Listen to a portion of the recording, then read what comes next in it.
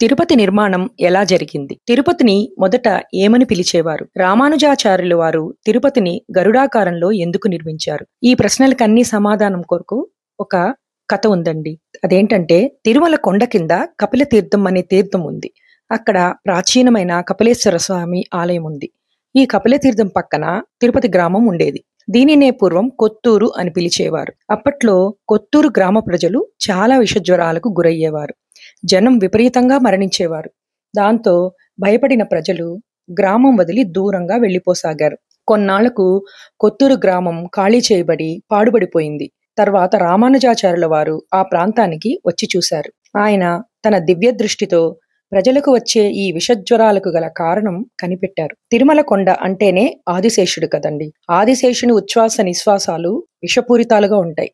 అవి విషవాయువులుగా మారి ప్రజల ఆరోగ్యంపై ప్రభావం చూపుతున్నాయని రామానుజాచార్యుల వారు గ్రహించారట. ఆ తర్వాత ఆయన ఇప్పుడున్న తిరుపతిని గరుడాకారంలో నిర్మాణం చేయించారట. అప్పటి నుంచి ఆదిశేషుని విషవాయువుల ప్రభావం ప్రజలపై పడకుండా తిరుపతి వర్ధిల్లుతోందని ఇక్కడి ప్రజలు చెప్పుకుంటారు. ఓం నమో వెంకటేశాయ.